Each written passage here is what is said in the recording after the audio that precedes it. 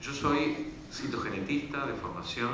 En realidad, discúlpeme, soy del hospital italiano de acá de Montevideo. y en realidad no soy médico.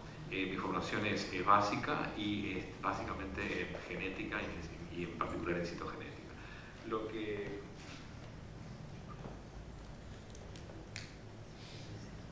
título de la charla tiene que ver con esto que ustedes están viendo, desdibujando límites entre la citogenética y la biología molecular a nivel de tumores urológicos. La idea no es hablar específicamente solo de tumores urológicos. Mi planteo va a tener que ver con una presentación más global, más general, desde la genética, cómo está aportando al diagnóstico, al pronóstico y a la terapéutica en la patología cáncer. Y vamos a señalar algunos aspectos que tienen que ver con cáncer de vejiga y cáncer prostático.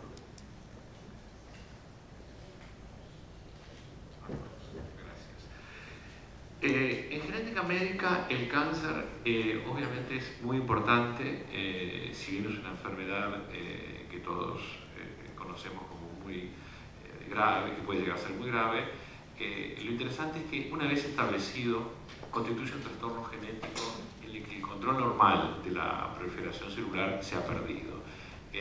Por eso hablamos de naturaleza genética del cáncer. No quiere decir que todos los tumores pertenezcan a individuos que están heredando esa capacidad, esa susceptibilidad. O sea, ahí tenemos que hacer claramente la distinción entre tumores que son de origen familiar, que son heredados, y todos aquellos que son esporádicos, que son la mayoría. Pero en su base hay un trastorno genético que lleva a este descontrol de la proliferación celular. La historia comienza, lo que ven ahí, es un ovocito con una cantidad de espermatozoides, y usted dice, ¿qué diablos tendrá esto que ver? Lo interesante es que una vez que fuimos una sola célula, nuestro programa de desarrollo y de proliferación es tan armonioso que tenemos billones de células, de las cuales 200, un poquito más, son distintas y que obedecen a un programa de diferenciación que tiene que ver con la regulación de la expresión génica. Y cuando se rompe ese programa por algún evento que vamos a ver, ahí se pierde esa capacidad homeostática que tiene el organismo de funcionar armoniosamente con todas sus células. El ciclo celular, como todos saben, tiene dos partes importantes, como ven acá, una parte de división celular y una de replicación de su material genético a nivel del periodo de síntesis, ahí donde se duplica el ADN, y obviamente hay puntos importantes llamados checkpoint, que es cuando decide replicar y cuando decide dividir. En muchísimos de los tumores que analizamos, que podemos analizar, encontramos alteraciones de esos elementos que controlan el ciclo celular. Así que, como dice entonces en esa diapo, la homeostasis celular se desarrolla y es mantenida por un balance coordinado de programas críticos muy bien delineados, evolutivamente bien logrados, que corresponde a la división del ciclo celular, la diferenciación y la apoptosis. Y el cáncer entonces constituye un crecimiento celular anormal, no coordinado, en el seno del tejido normal, el cual va a persistir de manera excesiva después del cese del evento inicial de transformación. ¿Cuál es la importancia práctica de la genética en el cáncer? Básicamente vamos a referirnos a dos de ellos, que son los aspectos moleculares y los aspectos citogenéticos. ¿Por qué? Bueno, porque son dos niveles de resolución que históricamente han cumplido un rol en lo que es el descubrimiento de genes involucrados en el proceso tumoral. Lo que debemos recordar básicamente es que los tumores son producto de la acumulación de alteraciones de genes específicos que afectan el control de la proliferación y o reparación del ADN, porque la célula tiene la capacidad de reparar todo aquello que se daña por el efecto de agentes físicos, agentes químicos, agentes biológicos, pero a veces también pueden fallar estos mecanismos de reparación y eso puede contribuir a la aparición del fenotipo tumoral. Y cuando digo fenotipo es aquello que se expresa como un tumor. Entonces la causa de base es la mutación Y esto es muy importante, es un capítulo trascendente dentro de lo que es la genética, y creo que no solo la mutación génica involucra al cáncer, yo creo que todo lo que es los ejes básicos de la medicina, desde la morfología, la función, la patología y la terapéutica, la genética a través de estos aspectos la transversaliza de una manera increíble. O sea, no se escapan de los genetistas, lamentablemente. Pero realmente ha habido unos avances importantísimos en el siglo XX y sobre todo en la segunda mitad que han permitido tener un acúmulo de conocimiento que nos permite abordar esta patología de manera más profunda. Obviamente no tenemos un conocimiento acabado, cada día nos acercamos más y por ahí también cambiamos una cantidad de paradigmas, bueno, y nos da sorpresas continuamente. La idea entonces es que a partir de una célula normal se van acumulando mutaciones, una primera que le da una ventaja selectiva sobre el resto, se suman otras mutaciones hasta que aparece la célula con aspecto tumoral. Ya como todos saben, con un aspecto, con un pleomorfismo particular, con alteraciones en relación del núcleo citoplasma, en fin, pero sobre todo una gran acumulación de mutaciones, vale decir, de alteraciones en el ADN. Desventajas de la barra. Lo que nos tenemos que grabar es que los genes involucrados en el proceso tumoral son básicamente 3, pero esto no cierra todo lo que es el proceso tumoral en sí, pero vayamos por parte.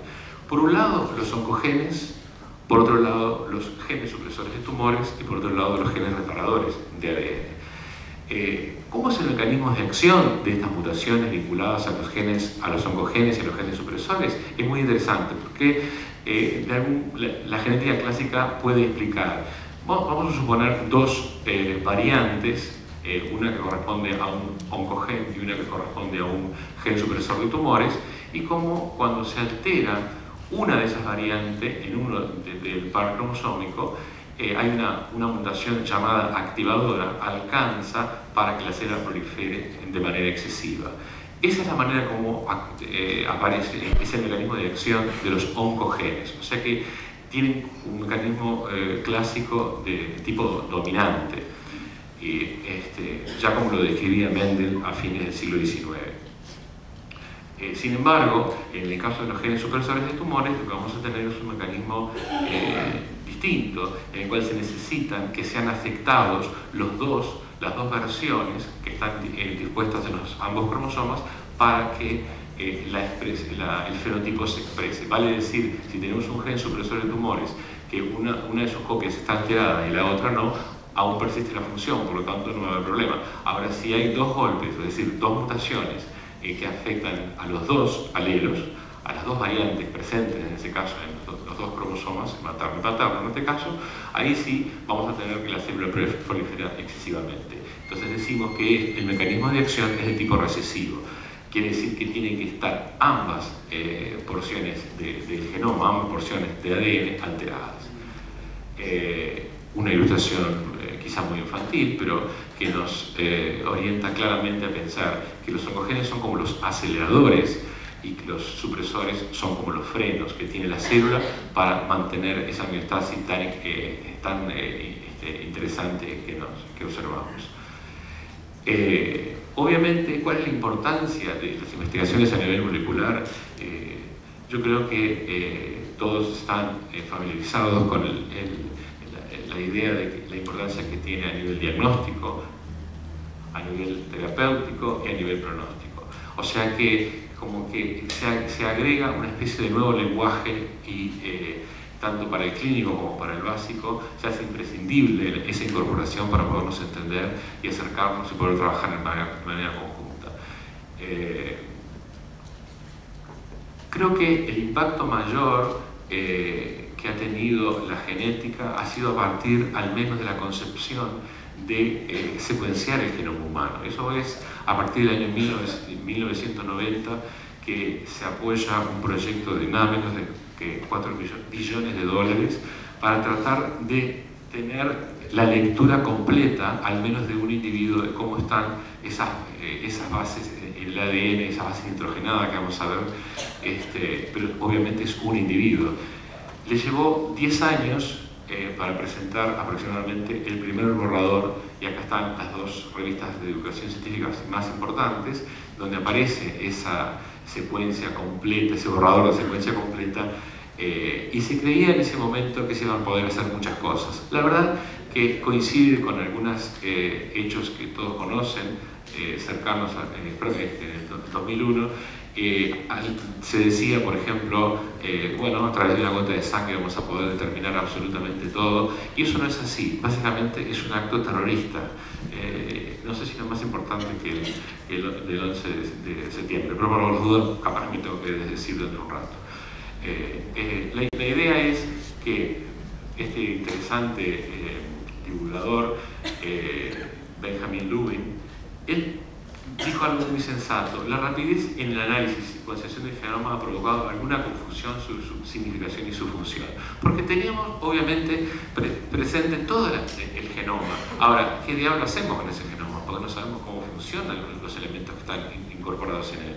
Y de hecho, pasaron otros 10 años para darnos cuenta que aparecen otros elementos que entran en el ruedo a jugar un papel en todo lo que es la patología, no solo la patología tumoral. O sea que el camino de lo que es la expresión génica desde el ADN empaquetado, ¿verdad?, en un cromosoma, y cómo luego se traduce en una proteína, es conocer todo esto. Si bien se conocen las cosas más importantes, hay un montón de huecos que aún no han podido ser sellados. Por suerte, bueno, queda mucho trabajo por hacer y muchos desafíos. La cuestión es que en ese mecanismo genómico involucrado en la formación del proceso tumoral, hay que destacar 3 aspectos básicamente.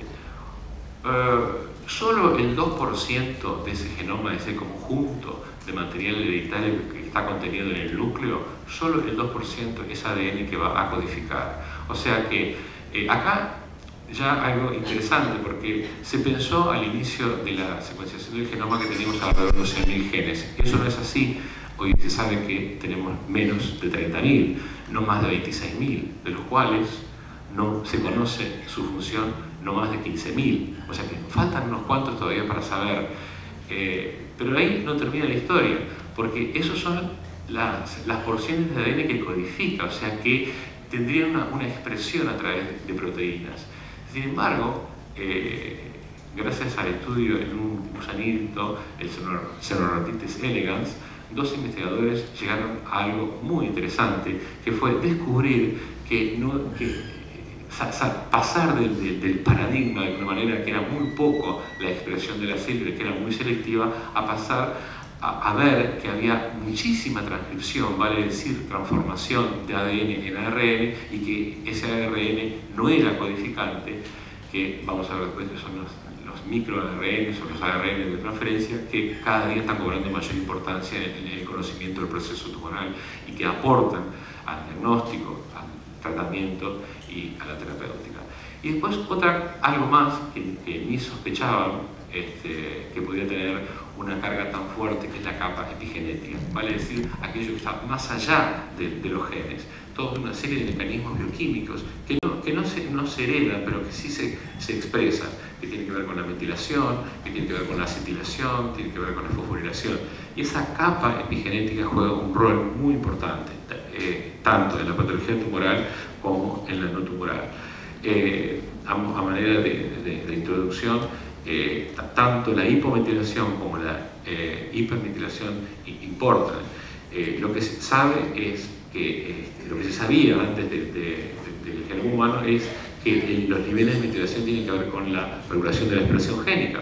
Ahora bien, el tema es que estamos regulando elementos que estimulan y elementos que suprimen. Entonces, dependiendo de lo que estemos afectando, si lo que estimula o lo que reprime, tanto la hipometilación como la hipermetilación tienen que ver con el cáncer. Y aparece todo un nuevo proyecto, que es el proyecto Epigenoma, que bueno, que sigue trabajando.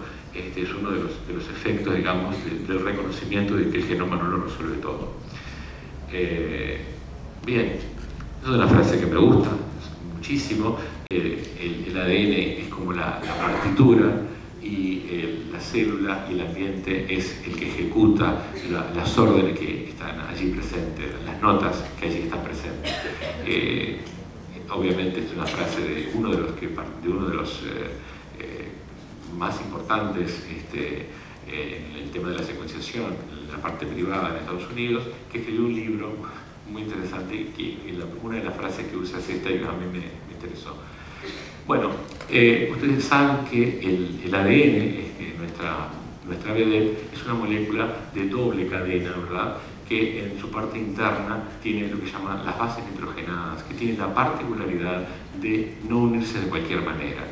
Están las purinas y las pirimidinas, las que son de un anillo y las que son de 2 anillos, y siempre se van a parear la citosina con la guanina y la adenina con la timina, como decía un profesor, Carlos Gardel y Aníbal Troilo, para no olvidarse nunca más. Y eso es interesante porque la misma estrategia que usa la célula para complementariedad de las bases es lo que vamos a usar en el laboratorio para lograr lo que llaman sondas y mediante técnicas de separación de la molécula de ADN y de hibridación, es decir, de unión, poder llegar a blancos determinados y poder saber si algo falta, si algo sobra, si algo está cambiado de lugar, en fin. Hay niveles de estudio, ¿verdad? Por eso, cuando empezamos la charla, le pusimos el nombre, se nos ocurrió poner el nombre de Dibujando límites entre lo que es la biología molecular centrada en el ADN y lo que es la citogenética centrada en el análisis de los cromosomas. Obviamente son niveles de estudio con niveles de resolución distintos. Acá estamos en el ADN hablando de Armstrong, acá estamos hablando de micras, acá usamos el microscopio óptico, acá usamos técnicas de biología molecular. Todas esas técnicas que ustedes ven ahí, que podemos utilizar hoy en día, y que no son las únicas, esta es la manera de ejemplo, desde los conocidos y viejos cariotipos de fines de los años 50, principios de los años 60, que fueron muy útiles para determinar muchísimos aspectos vinculados a la patología tumoral, hasta la biología molecular, pasando por la citogenética molecular, que es una especie de metodología que cabalga entre lo que es la citogenética clásica o convencional y lo que es la biología molecular per se. Ahí, simplemente para ilustrar cuán complejo puede llegar a ser, ¿verdad? O sea, si bien la citogenética, a través del estudio de los cromosomas, el microscopio puede ofrecernos un panorama global de lo que está pasando en ese genoma, pero con una resolución baja, no es inútil. Luego podemos utilizar otras metodologías sobre los cromosomas, también es una técnica citogenética muy poderosa, que es la hibridación in situ fluorescente, o FISH. Realmente podemos pescar cosas interesantes usando esta metodología. Y obviamente todo lo que a partir del genoma ha permitido el desarrollo de lo que es la hibridación genómica comparada, tanto a nivel de cromosomas, los clásicos CGH, o directamente en micromatrices o biochips, los microarray, que son de uso corriente. O sea que es cierto que existe como que cada vez más un aumento de este tipo de metodologías y de uso, porque tiene una resolución mayor, un poder mayor, pero yo diría que ambas se complementan y dependiendo de cada situación, la utilidad de cada una de ellas. Ahí ven que la resolución de la citogenética clásica es de 2,5 a 5 megabases, o sea, eso es lo que podemos ver con el microscopio, mientras que la resolución con técnicas moleculares es de 1 a 3 pares de bases. Obviamente estamos viendo pequeñas modificaciones que surgen a nivel del ADN. Modificaciones que generaron mucha controversia, porque tenemos lo que se llama un varioma en el genoma. Hay porciones, un gran polimorfismo de lo que tiene que ver con deleciones y sustituciones y pequeñas inserciones, algunas con valor patológica y otras no. Y no hay una validación todavía sobre ese varioma, ¿verdad? Así que tenemos muchos somas: genoma, epigenoma, varioma, y vamos a ver que la genómica se divide en estructural y funcional, y cuando hablamos de funcional nos referimos a la expresión, hablamos de transcriptoma, y lo que seguimos aumentando es el ignoroma, porque con la gran cantidad de conocimiento es obvio que no podemos abarcar todo.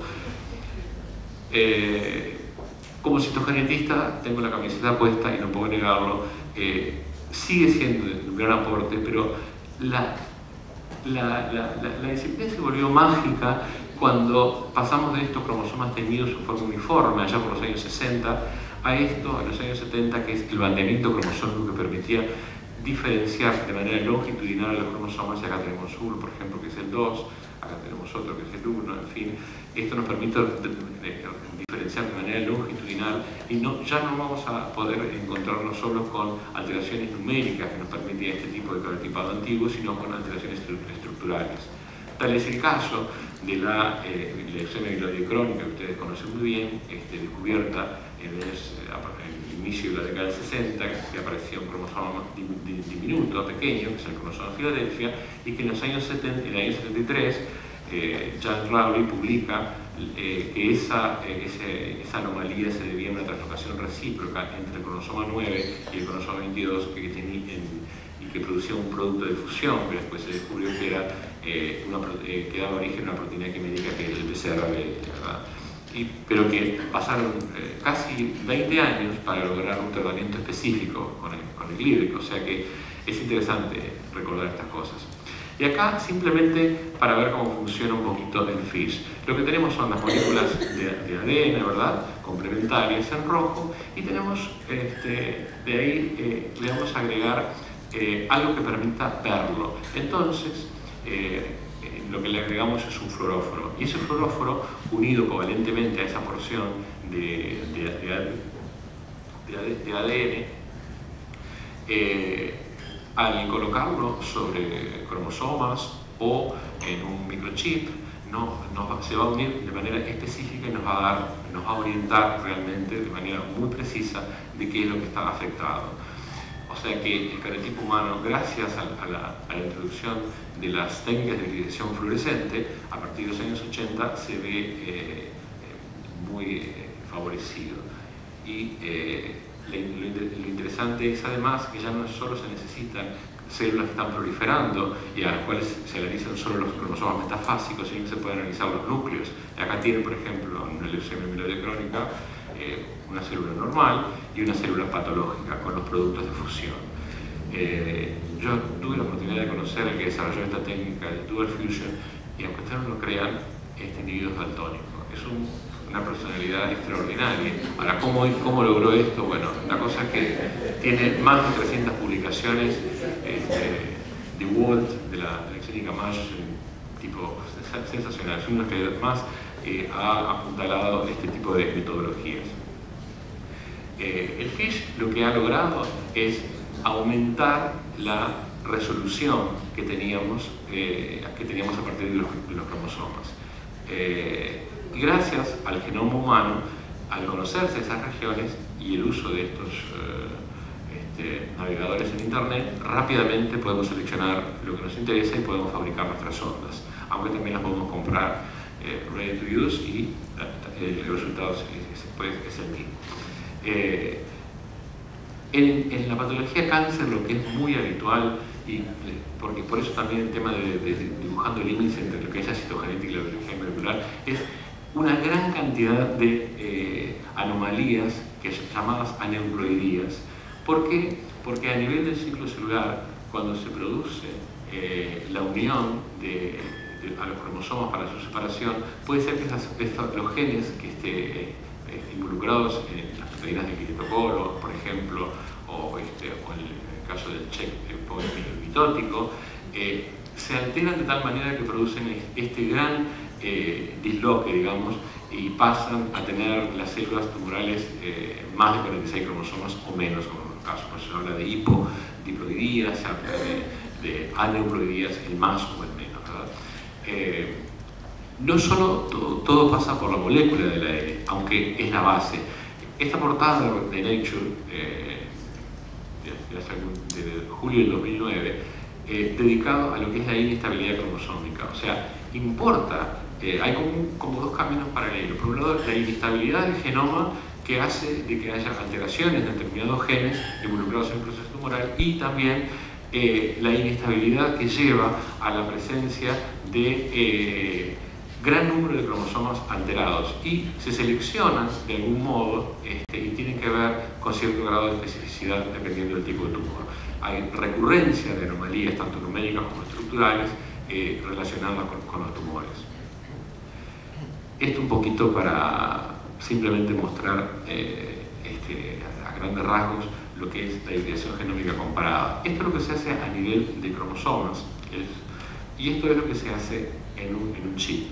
Básicamente la metodología es la misma. Lo único que acá lo que se utiliza es un ADN normal y un ADN tumoral, y se lo cohibrida con los cromosomas. Y dependiendo de la relación, digamos, entre el rojo y el verde, vamos a tener o pérdidas o ganancias.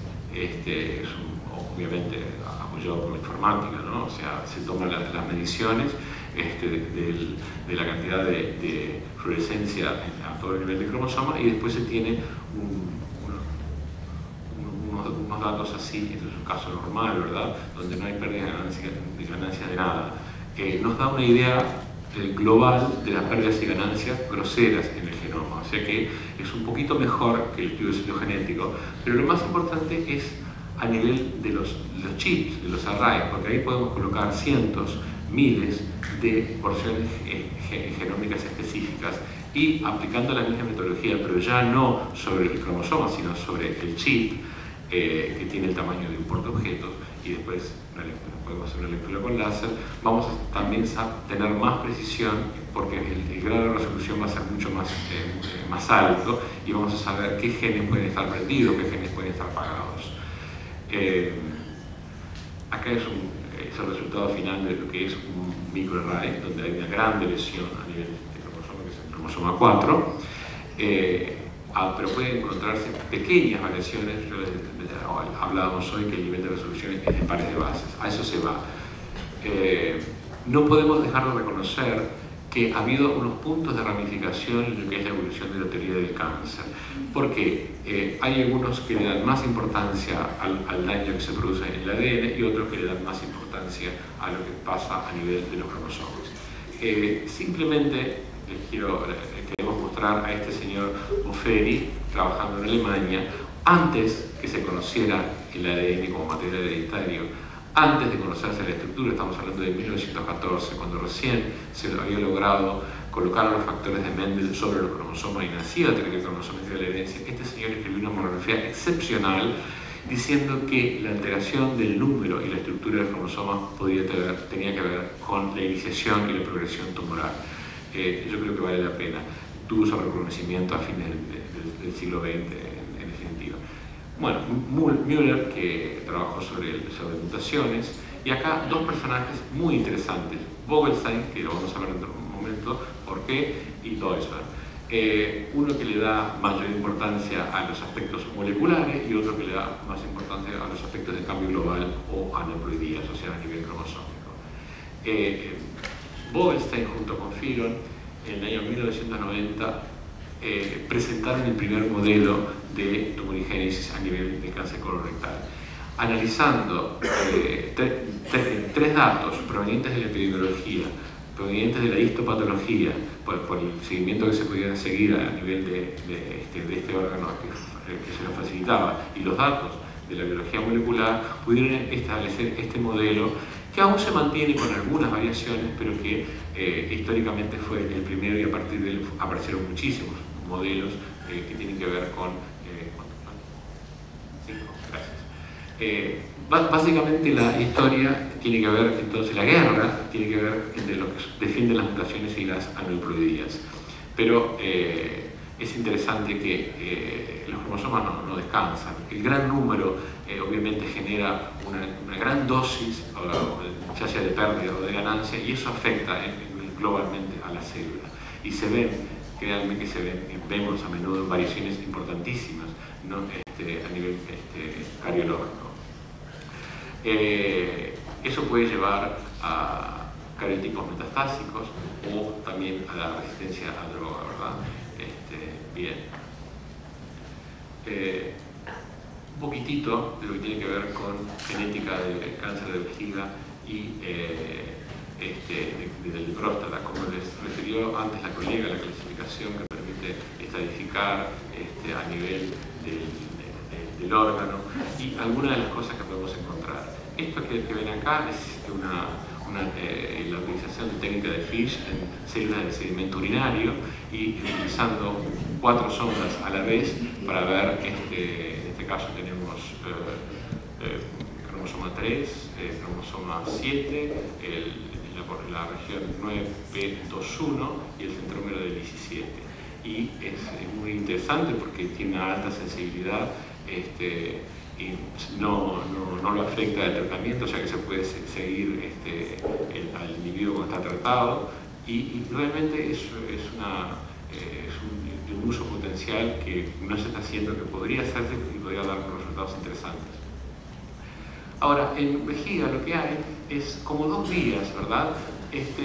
Dependiendo un poco de los genes involucrados, vamos a tener estas 2 vías que después las miran tranquilas, involucra a diferentes grupos de genes y que después confluyen a nivel de lo que son los estadios más avanzados. Obviamente, tenemos acá P53, que nombró la colega previamente, es un gen supresor, es una proteína proveniente de un gen supresor de tumores y es fundamental en el desarrollo tumoral. Hablando de perfiles de expresión, acá tenemos un grupo de genes vinculados a la progresión tumoral en vejiga y aquellos que están vinculados a la sobrevida, utilizando ya no técnicas citogenéticas, pero sí elementos que se alejan, digamos, de lo que es el estudio biológico normal. Y en próstata también hay algunos elementos típicos, como es la lesión a nivel del cromosoma 21, la translocación entre cromosoma 7 y 22 y 17 y 22, produciendo elementos de fusión que son importantes y propios, aparecen en cáncer de próstata. Este es un artículo relativamente reciente donde se hizo una experiencia piloto en el que se combinó el valor del PSA con este producto de fusión y el PSA3 luego de realizado un tacto rectal cuidadoso y analizando el ARN de estos pacientes con sospecha de cáncer de próstata. Y lo interesante es que encontraron que ambos marcadores, el de fusión y el PSA3, son de una alta sensibilidad y una alta especificidad. Estamos hablando de un error del 90% para ambos casos. El P53 no podemos obviarlo. Yo creo que lo conocemos desde mucho tiempo. Es la diana susceptible de alteraciones genéticas más frecuentes en los cánceres humanos, más del 50%. Tiene mutaciones de ese nivel. En general es un elemento tardío. Pero miren ustedes, esto era en 2006, una serie de elementos que inciden sobre lo que es P53 o las vías vinculadas a P53, desde el daño en el ADN, la hipoxia, la depresión, la disminución de los NTPs, daños en el uso, que tiene que ver con la separación de los cromosomas, la deprivación de nutrientes, en fin, todo eso actúa sobre este core central, núcleo central, de algún modo nodado, o sea, cuyo nodo principal es P53, y miren la interesante cascada, digamos, de la salida que tiene en todas las funciones en las cuales participa. Tiene que ver con el detenimiento del ciclo celular, que reconoce el daño y hace que se detenga el ciclo y de esa manera poder reparar. Tiene que ver con la apoptosis, la inhibición de la angiogénesis y metástasis, con la prevención del daño a nivel del ADN, etcétera, etcétera. Ahora bien, no podemos dejar de nombrar hoy día en lo que es la genética vinculada al cáncer a los ARN de interferencia, que son pequeños, aparte de ese 2% que se expresa y produce un ARN que luego hace proteína, hay otros que se expresan en su gran mayoría, que son estos, pequeños que tienen que ver con la regulación de la expresión génica y suprimen en algunos casos la síntesis proteica o degradan los transcriptos del ARN mensajero, o sea, el que va a llevar la información a las proteínas. Se los ha encontrado en plasma, en tejidos fijados en formol y en material parafinado. Hoy ya se utiliza estos elementos para la clasificación de algunos tumores y en la predicción de respuesta al tratamiento. Esto lo puse no creo que yo domino esto, pero miren la importancia de todas estas proteínas y cómo se van modelando vías en las cuales participan proteínas que estimulan y que inhiben y que empiezan a coparticipar con los llamados microARNs, algunos de ellos con acción oncogénica o en algunos de ellos con acción supresora de tumores. O sea, son unos modelos interesantes. Lo que sí una especie de mapas raros y complicados que uno se pierde rápidamente. Lo que aquí se usa, por ahí, aquellos que les gustan los modelos matemáticos, es una especie de lógica binaria, ¿verdad? En el cual hay como que un prendido y apagado, como se le da el valor de lo que es el serio y el 1, si podemos elegir.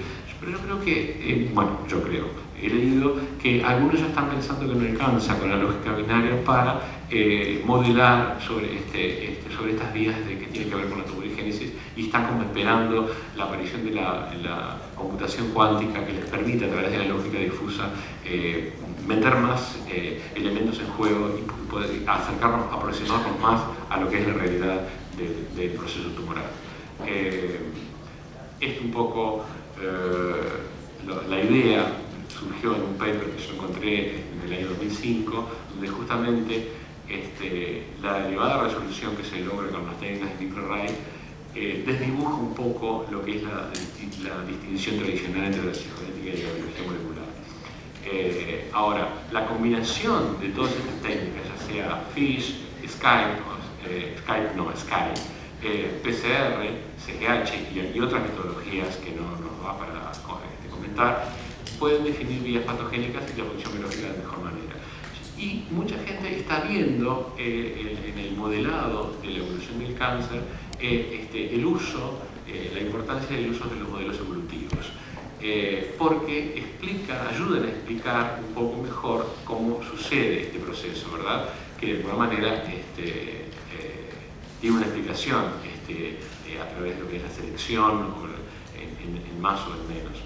Y una imagen que apareció en una revista hace algún tiempo, que me gustó muchísimo, es que con todos los elementos que tenemos, probablemente las estrategias que se están utilizando, ya sea radioterapia, quimioterapia o lo que fuera, yo no me voy a meter porque no entiendo, pero sí me gustó porque me da la impresión de que, bueno, como el blanco terapéutico es el ADN, muchas veces lo estamos dañando y lo que estamos haciendo es que estamos produciendo más daño que lo que puede hacer es resistencia a drogas, producción de metástasis, etcétera, etcétera. Entonces, como que pensar un poco en todos estos elementos que tenemos para modificar quizá algunos planes de tratamiento.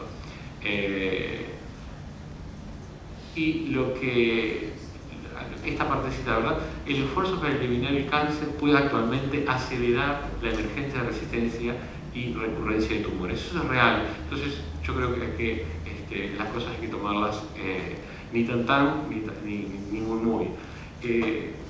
Me gustó mucho lo que dice este hombre, ¿no? Yo creo que más que aprenderse todas estas cosas, uno tiene que reflexionar sobre estos nuevos elementos y en la coparticipación de lo que es el médico clínico y lo que es el que trabaja en la mesada, poder manejar esto como un nuevo lenguaje, porque, como dice él, necesitamos tener médicos tan familiarizados con la anatomía molecular y la fisiología de los cromosomas como lo está ahora el cirujano cardíaco con la estructura y el funcionamiento del corazón. Y eso creo que eso es así, todo lo entendemos. Para tener un lenguaje que podamos entender todos, intentar profundizar en el nivel de entendimiento del cáncer brindará sin duda nuevas claves para aplicaciones de tratamientos más adecuados. Muchas gracias.